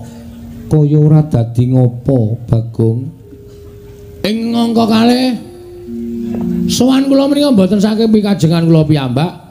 Nanging kula menika dapur dipun utus Bapak Semar utawi sowan kula menika minangka duta. Duta apa? Duta terong. Duta pengawakane Kyai Semar Badranaya. Mengkono Bagong. Nggih. Lah bapakmu ya gene. Ngaten sinuwun. Mugi andadosna ing kawuningan. Najan bapak niku ketoke wong loro saudon telu saurupan. Ning panjenengan prisa piyambak to bapak niku kere. Iya. Bapak niku wong ora duwe, tata lair pancen bapak niku wong ora duwe. Ning batin bapak niku wong keserakat. Iya, Bagong. Batine bapak niku dewa ngejawantah. Arep ala dikaya ngapa bapak niku Semar niku dewa ngejawantah. Tur bapak niku dadi pamomonging para Pandhawa niku wis mataun-taun. Pinten-pinten puluh taun dadi abdi tanpa ngresula, dadi abdi sing tuwajo dhateng kewajibanipun niku mung Bapak Semar. Mengkono Bagong. Mekaten nggih. Sabanjure piye? Pada suatu saat Nggih. Kuwi tembung apa, Bagong? waduh niki tembung modern. Sampeyan sawijining dina bapak niku crita kalih kula. Crita karo kowe piye? Bapak niku nglakoni tapa brata Iya, menyang endi? teng Sentrong. Mboten medal 7 dinten. Kalih simbok. Tapa kok wong loro. Mboten ngerti niku pancen lakune bapak ngoten niku tapa karo simbok pitun, Mbah. Bareng metu saking senthong, bapak niku terus pucet cahayane. Mergo entuk sasmitaning dewa sing sajake Mutawatiri. Terus telung dina bapak mboten kersa dar, mboten kersa ngunjuk. Terus kula ditimbali niku wau. Gong, kowe tak andani aja kaget. Lah ngopo bapak kok ora nyeluk Gareng, ora nyeluk Petruk sing diceluk kok aku? Aku lagi ora percaya karo Gareng karo Petruk. Bapak ngoten niku. Lah ngopo ya Pak kok ora percaya karo Gareng karo Petruk? Soale Gareng karo Petruk lagi wae mbautke dit RT ngono. Mula aku ora percaya karo Gareng karo Petruk. Kowe tak timbali, kowe sing tak percaya. Lho nggih, sendika. Ajeng crita napa, Pak? Aku ki nalika tapa ning senthong kae kok entuk sasmita sing sajake kaya Mutawatiri le. Mutawatiri pripun, Pak? Sesuk ki ora suwe meneh. Ngamarta ki bakal entuk cobaning dewa. Mbah pirang dina saka saiki, mbah pirang sasi saka saiki, Ngamarta ki bakal ke Taman Pegebluk ingkang gegirisi. Oke para kawula ingkang esuk lara sore tekaning pati, sore lara esuk ketiwasan. Ngoten niku. Wah. Tenane, Pak, tenan aku ora goro. Bapak ngendika ngoten niku. Ah, Bapak kudune iso nanggung perkara kuwi, Pak. Ngamarta ki sing ngomong Bapak lho. Negara Ngamarta ki sing duwe kewajiban gawe tentrem ki Bapak. Duwe kewajiban gawe kabagyaning kawula ki Bapak. Klebu para Pandhawa ki ya dadi tanggung jawabe Bapak. Iki ambeke daturke para Pandhawa wae, Pak. Bapak nyandet kula. Aja. Engko ndak Pandhawa kaget. Ning Pandhawa ya perlu ngerti. Mergo nek Pandhawa ora ngerti engko ndak ora tata-tata. Lah jane iki iso ditanggulangi le. Terus carane nanggulangi pripun? Ditanggulangi seranane aku nyuwun ngampil pusaka Ngamarta. 3 cacahe. Napa mawon, Pak? 1. Sik, catetane meneng kene. 1 tumbak Karawelang, 2 payung mata, payung tunggul naga. Payung tunggul naga sing angka 3 pustaka jaminan. Pustaka Jamus Kelima Sada, pustaka jaminan utang. Jamus Kelima Sada. Niku telu-telune kudu tekan Karang Kadempel. Bapak sing ajeng nyarati, bapak sing ajeng dongani, srana pusaka 3 niku Pandhawa iso uwas saka bebaya Pegebluk. Neng. Piye karep omong apa? Niku lho, ananging kok dadi neng. Ananging nek sampean mboten maringake, nggih sampun. Monggo mawon kula mung diutus kalih Bapak Semar. Nek diparingke matur sembah nuwun dene ora ya mboten apa-apa wong kula ya mung dadi utusane Semar. Ning nek Pegebluk niku tumama tenan teng negara Ngamarta, sampean ampun sambat sapa-sapa. Bapak wis ngelekke karo Nalendra Ngamarta. Werkudara. Iye. Piye Dimas? Ana kanan kaya ngene. Ora sandadak walang ati. Pusaka 3 wenehna Bagong. Ben digawa Bagong ning Karang Kadempel. Men disarati karo Semar. Men Ngamarta ora ke Taman Pegebluk. Kuwi luwih apik tinimbangane awake dhewe meneng bae. Ora tumandang karya. Ning mengko bakal weruh pira kae kawula sing padha tekaning pati. Kuwi malah ora prayoga. Arjuna Kula cunduk kaliyan panjenenganipun Kakang Mas Jodipati. Kembar piye? Iya kula nderek Kang Prabu. Inggih, Kang Prabu kula nderek. Bagong, Dalem kowe krungu dhewe kesaguhaning para kadang. Ah, niku langkung prayogi. Mergi bapak niku nek omong niku sadet saknyet kok. Kadangkala bapak niku ya sok ora mandi ning kadangkala ya mandi ning ketoke niki lek omong kalih kula niku serius tenan sinuwun. Mboten main-main. Niki ketoke wong bapak niku lek ngendika niku karo ora ngematke kula kok. Penrawanging netra niku mendhuwur. Kalih omong niku blas ora ngematke kula. Sing ngomong niku kaya dudu Semar. Lho. Kaya dudu bapakmu Senes. Suarane niku pokoke beda karo suarane bapak biasane. Ha niki nandhake nek sing paring pangandikan niku pancen dudu Semar. Ning sing manggon ning awake Semar. Iya, Bagong pancen bener ngono. Nggih. Sapa sing manggon ning awake bapakmu? Waduh. Sapa ya? Sinten sinuwun? Lah kowe karo wong tuamu dhewe kok ora apal iki piye? Aku lho ora apal ya, nyatane ya ora apal tenan kok. Sing manggon iku ketoke Bathara Ismanto. Sapa? Ismanto. Jaidan Ismaya. Ah, Ismaya. Kok Ismanto? Ismanto iki bakul dawet e. Ismaya, ketoke sing ngendika wong rada halus kok suarane nek bapane ku ora pengendikane kasar. Ngoten nika. Nek niku suarane rada halus, berarti niku asline sing ngomong udu bapak. Ning sing ngenjingi bapak, sing lenggah teng sanubarine bapak. Iya Bagong. Nggih, mula monggo nek aja dipareke nggih kula beto sakniki nek mboten nggih pripun carane. Koko Prabu, wonten dawuh Yayi. Menggah paduka Kanjeng Koko Prabu kados pundi? Nuwun sewu. Menawi babakan Semar nyuwun pusaka 3 menika kala wau tumrap kula kedah dipun petang. Liripun kados pundi? Nuwun sewu.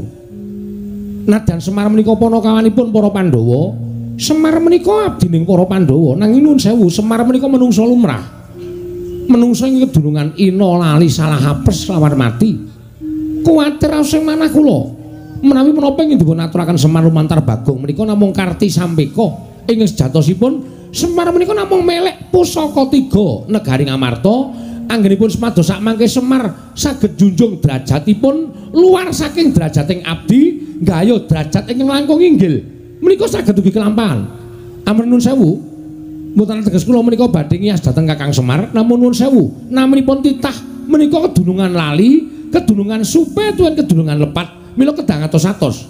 Menawi ngantos pusaka 3 menika luar saking para Pandhawa, pusaka 3 menika mangke dipun beto Semar kekiyatan menapa ing dipun ginakaken para Pandhawa. Semar saya nggadahi panguwasa, Semar saya sentosa menawi gayuh napa-napa badhe kasembadan. Menika ingkang kula ajri Yayi Prabu.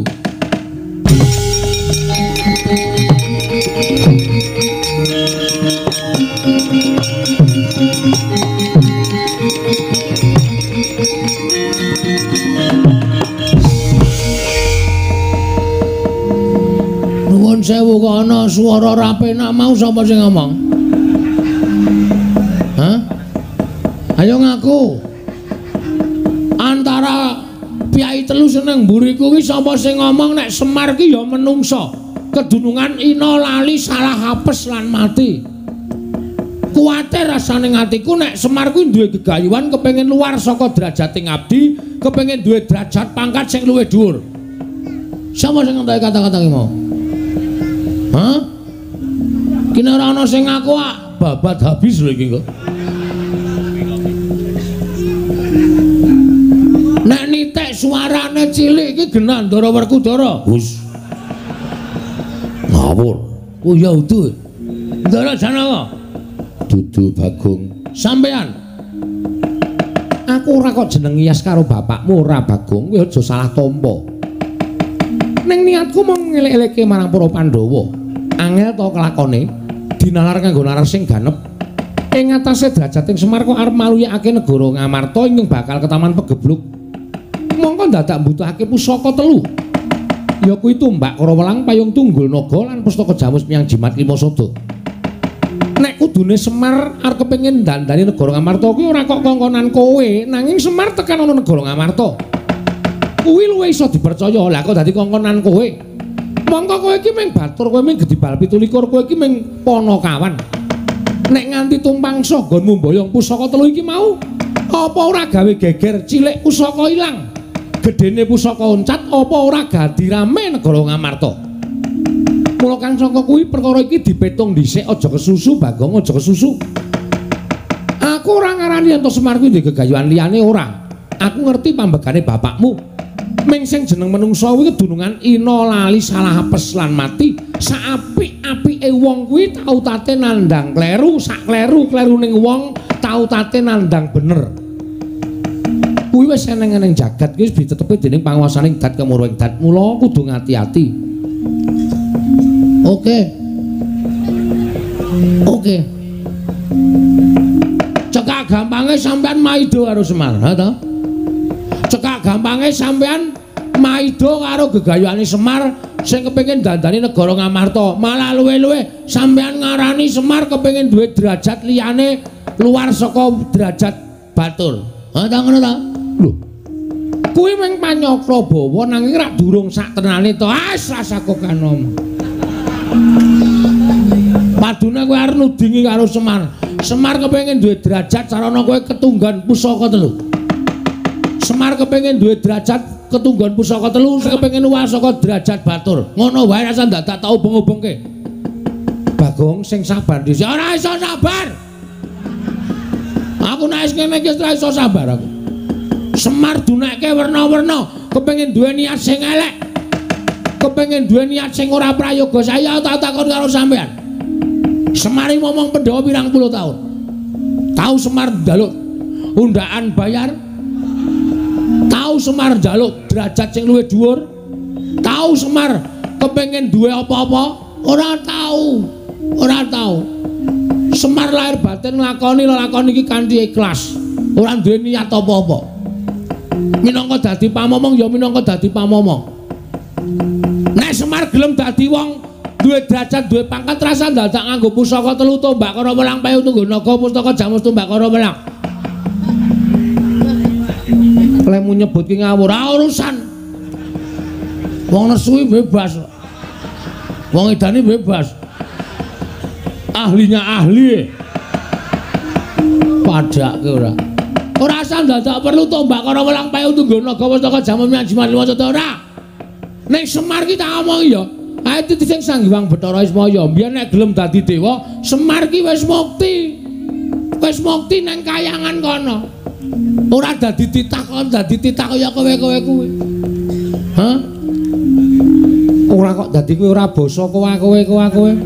Nesu masa basa. Nesu kok basa kuwi wadgu. Punten dalem sewu ngono. Kula tak medal Jawi. Kula nek sampean wani kula tak bali teng Karang Kadempel. Nek sampean wani tenan karo Semar, tak laporke bapak. Yakin kula mboten ajeng wedi nglaporke bapak. Ning nek mengke perkara cilik dadi gedhe mang tanggung dhewe lho sinuwun. Kula wis ora piye-piye pokoke. Acarian putra lamun kawekasan yeka wisanggeni maya Wisnu Pratenda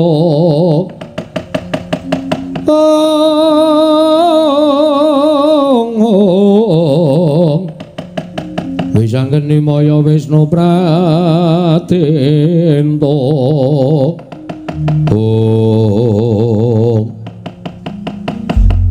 kena aku mulih omong bapak tenan kriwikan dadi grojokan geguyon dadi tangisan. Lah kok sinuwun Darawati kok cubriya karo bapak. Mongko niate bapak ki nyelametke kahanan Ngamarta. Bapak mergo entuk impen nek Ngamarta arep ke taman pegebluk.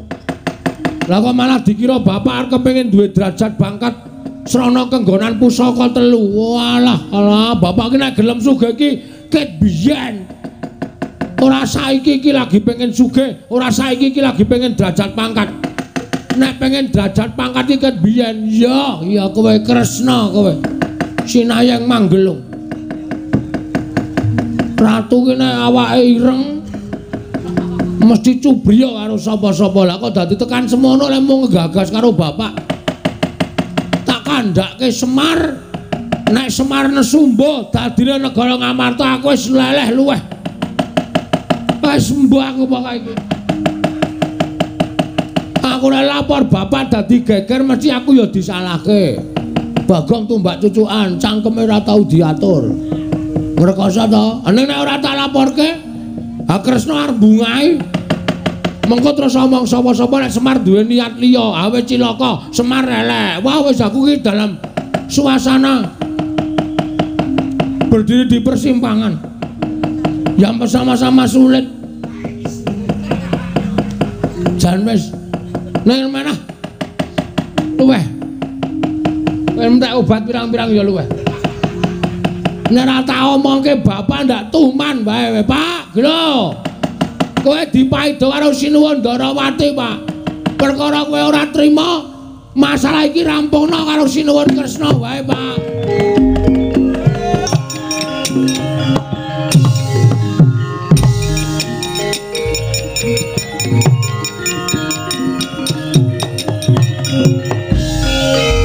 Ngandel ora. Tukang pukule wis teko iki. Bagong. Anu nggih. Ndarasaki. Iya.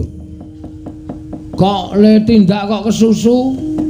Nuwun sewu lho biasane niku nek nyawang Bagong ora ngonten niku. Niki kaya le kejem delok kula. Kuwi gatine napa? Bagong. Nun, Kuwi arep ndi? ajeng wangsul. Bali ndi? Ayo nang omah. Bali kok nang parane wong. Aku didhawuhi dening Kanjeng Koko Prabu Ndarawati, kowe di ora entuk bali. Jarine kowe arep wadul perkara negara Ngamarta. Kowe arep wadul karo bapakmu yen nggonmu mboyong. Pusaka telu ora kelakon merga dihalang-halangi Kanjeng Koko Prabu. Padha karo kowe adu-adu antaraning bapakmu karo Koko Prabu. Kowe seneng yen gawe geger.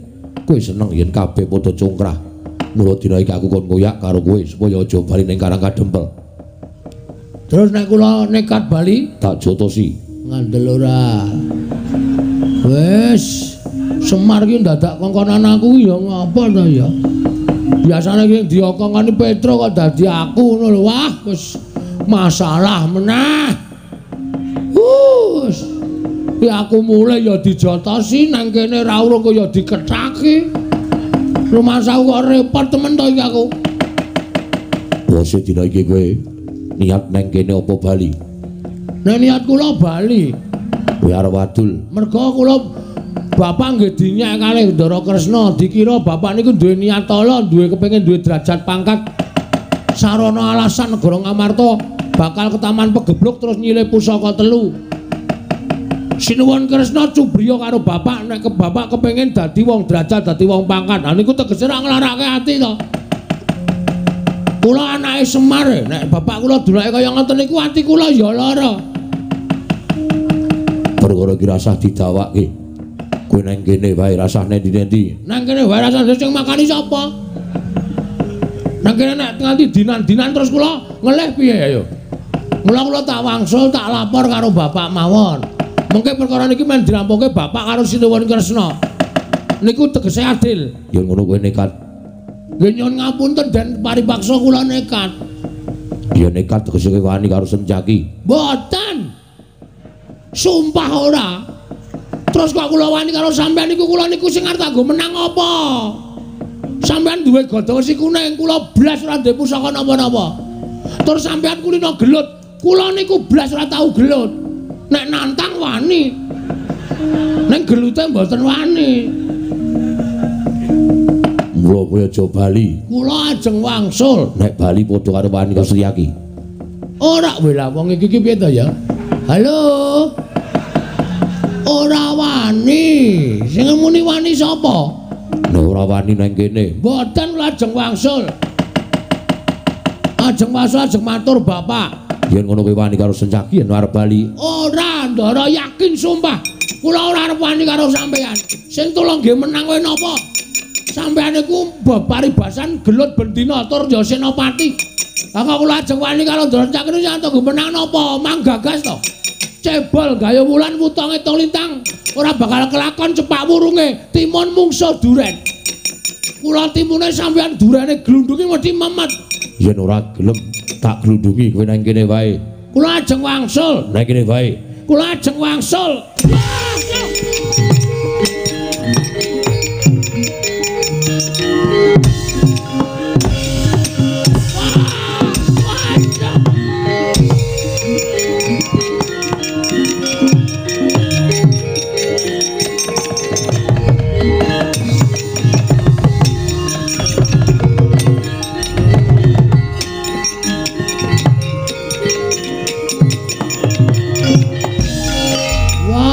Bajigur tenan.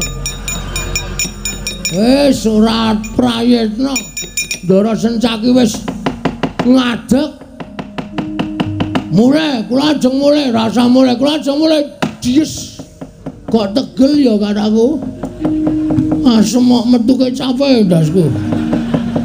Wah, lah ngono pancen wis. Wis aku kesonjombaya tenan iki nang Ngamarta. Monggo mesti iki sing didhawuhi kaya aku ora mung Sencaki tok. Ibarate kaya dene iwak kecemplung ning sega.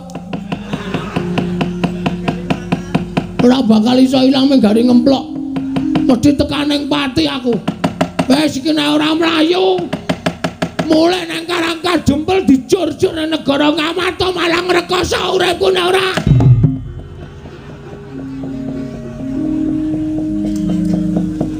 Wis modar tenan aku. Dono ketemu Linmas. Mrene ketemu Gento. Gento cengelmu kuwi. Wah, ngrekoso iki. Bagong. Nggih. Kok nabrak-nabrak ngopo? Ajeng wangsul. Kok bali ngopo? Ngonten perlu. Lah iya perlune apa? Kono aku bloko. Kula ajeng wadul Semar. Wadul bapakmu dis. Bagi tangane saya gedhe. Modar tenan aku iki. Ora aku arep ngantem karo kowe. Aku arep jotos karo kowe ning kowe waton bloko. Karo ngopo? Wadul bapak. Mergane wadul. Bapak duwe niat nyirep pagebluk Negara Ngamarta sarana mboyong pusaka 3. Tumbak Karawelang, Payung Tunggul Naga, Pustaka Jamus Kelima Sada. Terus kok dipenging kalih Ndara Kresna, ati kula lara, bapak dikira duwe kepengin derajat pangkat mboyong pusaka 3. Oh, terus ambaran niku kula nesu, kula terus bali metu niki ajeng mulane niku cegat Ndara Sencaki. Lho, Paman Sencaki. Anu ya, anu nggih. Ngopo Paman Sencaki? Nyegat kula ora entuk bali. Ning kula pengen bali. Terus diantel sirah kula. Dis ngoten. Semok. Ora siap kula. Lho, nek siap wani po? Ora. Wong ora wani kok dadak siap barang ora. Wis ora-orane iso ngampet lara ta ya. Terus piye? Lah terus sampean mriki ajeng napa? Menging kula bali. Ora. Aku mrene iki aku untuk dawuh bapak. Bapak sapa? Lho, bapakku. Bapakmu sapa e? Lho. Iki tak tonyo lho malah ora bosok. Anu bapake sampean sinten e? Bapak Werkudara. Wah, Bapak Werkudara ngendika pripun? Antasena, kowe aja nganti wani karo Bagong. Kowe aja nyikara Bagong. Ning Bagong kae tau tate ngudang aku, momong aku, malah nek perlu Bagong kae wangono. Mergo niate Bagong kae suci. Niate Semar ki ya suci. Ming Kresna sing sajahe golek-golek perkara ngono. Ndara Werkudara ngendika ngono? Iya. Wah, pancen piyai sip tenan. Ngerti alambe ati kula. Lah iya. Mula aku kon ngewangi karo kowe. Nek ngoten nika Sencaki nika mang jotosi. Kosek. Nek aku jotosi majelis iki aku wani. Ning kok nek didelok wong akeh iki kayane ora wangun. Lah terus kowe maju meneh. Papakno majelis iki. Kowe iki ora edan to? Lho. Kok malah ngono edan. Lah kula niku bar diajare. Bar diantel nggon bathuk. Dis ngonten kula klengkangan candhak, sirah kula jeblas kene mabrek. Kula madhep mriko diantel cengal kula dis. Kula niku wong ajeng mlayu karo maju meneh sampeyan mriko to. Sik to, matane ora mendono-mendono ngono kuwi. Kowe maju meneh tak ewangi. Lah iya, wis genah.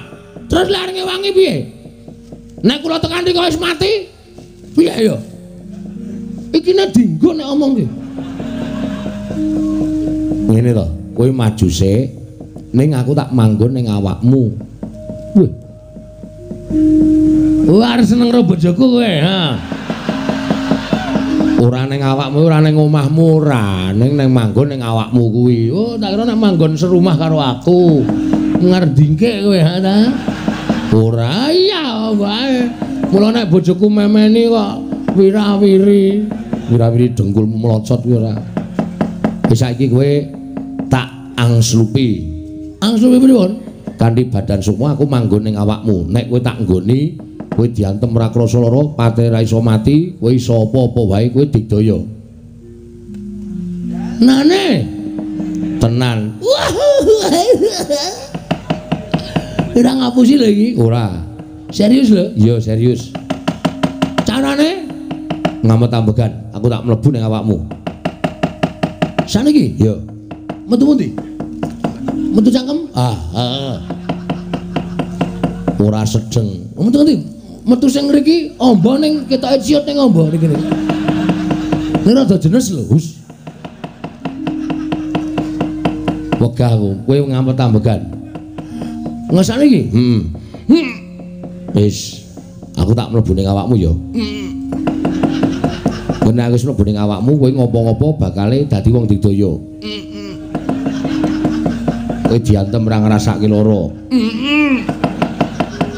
Kowe dipateni ra iso mati. Aku tak mlebu ning awakmu, kowe dadi wong digdaya. Mbah. Slamodar. Lek ngampet ket mau omong wae ora. Oh ya lali ya. Lali dilali tan bisa lali. Ayo guys. Wis wis.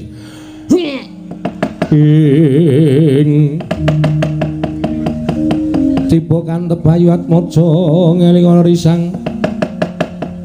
Ngeling ana risang Satria Wiratamtama.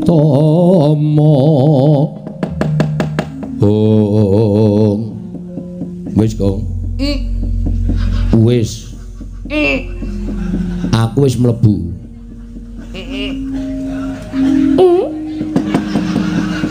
Nanti kepentut e.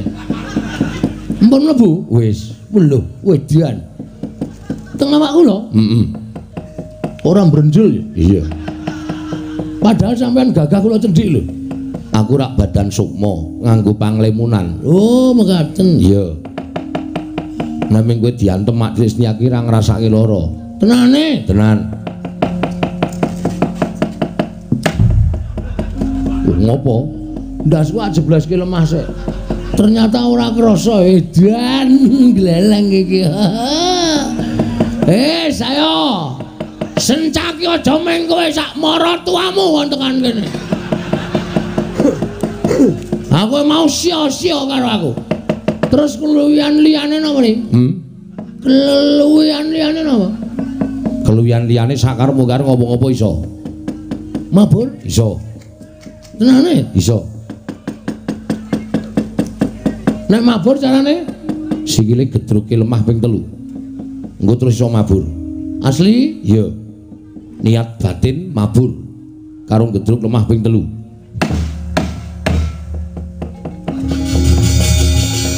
Weh, yo tenan asem kok. Wah, wis gleleng tenan iki. Suah ngendi-endi ketok. Golek kamar mandi sing ra ono gendrenge. Wah, ngandel ora. Waduh, wah. Aku nek ora duculi ngono kae iki. Kisra nang pikiran. Wah, bajigur tuwa. Bareng dangak untune entek. Wis waduh, edan gejlike pirang-pirang. Nek medhun pripun iki? Ya mikari medhun ngono wae, niat ati medhun. Oh nggih. Dun. Ada landing. Ya. Wah, guys iki nek kula tak bali mawon. Lho kok bali piye? Arep tak pamerke bojo kula e. Kae dirampungi sik. Oh nggih. Ambles bumi kaya sampean ya iso. Iso. Carane ngamet ambegan.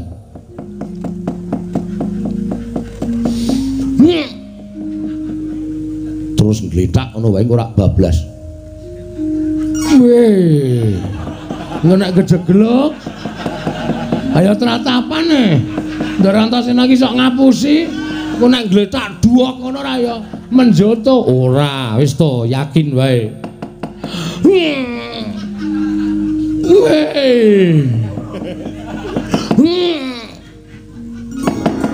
Weh, lah tenan e.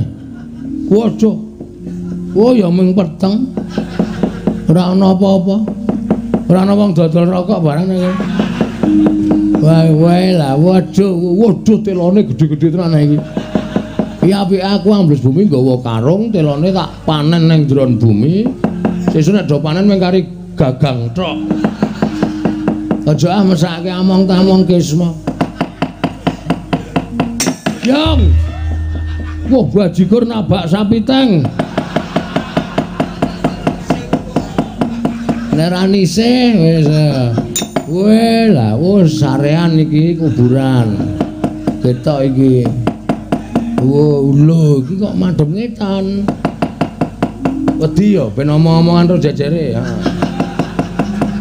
Nek tak benake paling iki jarene sok disiksa kae paling disiksa iki. Wah, iki ana sik gari balung tok. Wah, ana sing sik wuto iki. Wedok.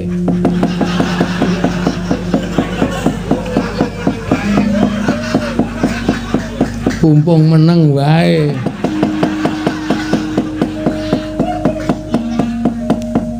Mau rapek. Judul lah. Iya, mabur. Medul meneh. Ambles bumi. Jedul meneh. Mabur. Benar tak tanjake pokoke. Ora kowe arep maju perang ya apa? Wis ngarepku kowe iki meneng wae to. Meneng jero kok cerewet. Oh aku metu mudhar kowe tiba. Aja, ndak rantas. Ampun metu lho. Iki tak buntuti kabeh bolongane. Tak leboni lilin. Ben mangkel aku. Ampun metu lho. Ora, ning medun, guys. Gek dirampunge pakaryane. Ayo. Amo Suramarata Jamrata bagian padha-padha. Sentyaki kowe mau ngantel aku ya. Ini pembalasan Arya Kamandanu. Lamun mangsa prawira diktaya. Prawira diktaya.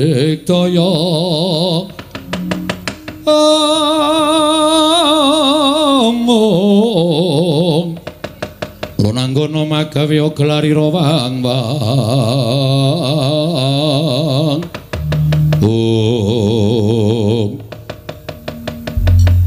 Mlebu laladan Karang Kadempel. Ana satriya kanthet ngeyayat dringose nguler geni tumpangke kuping kiwa tengen. Mandeng karo aku tanpa dep. Sapa kowe? Takon karo aku Senopati Dwarawati Raden Setyaki. Raden Setyaki dasar para nyata. Balik kowe sapa? Kekeseting Sang Prabu Gendra Suropati. Aku Tumenggung Sumbang Suradikja. Tumenggung Sumbang Suradikja. Ya. Sing mburi sapa? Takon karo aku. Panengahing Pandhawa Raden Arjuna.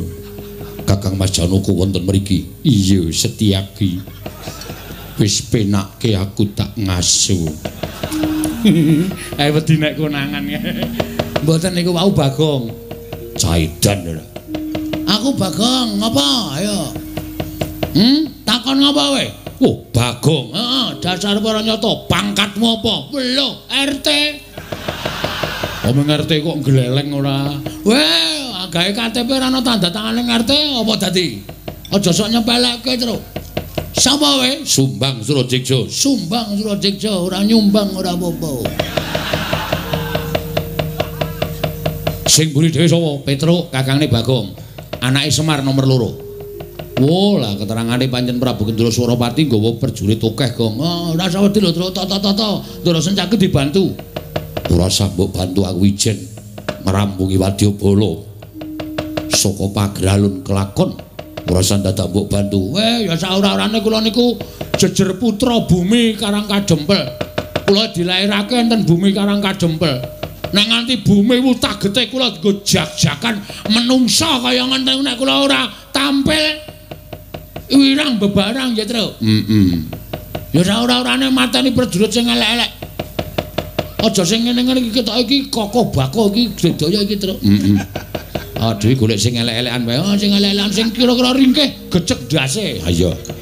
Pokoke ning melu perang sing penting ra ketok ngono. Heeh.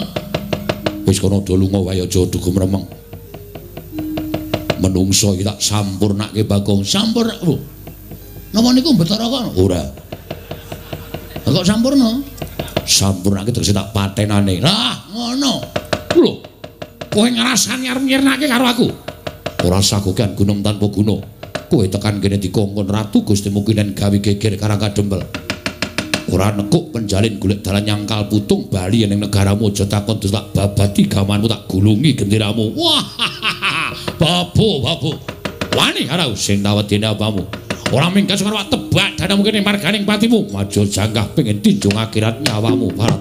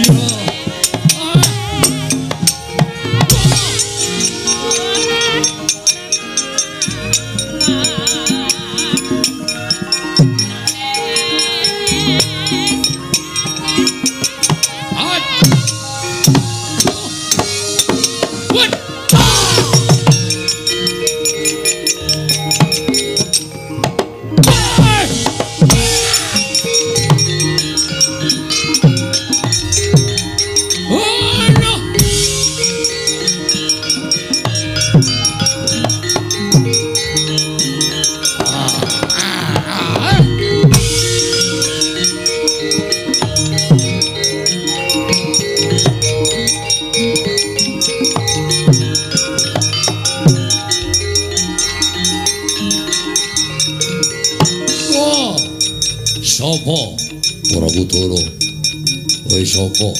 Kunjara Yaksa Patih Pagralun. Ayo. Ndi Semar Badranaya? Boyomen. Sirnakna Werkudara. Ah jebol jajawan. Wah. Mati kowe. Woi. Hut. Aduh.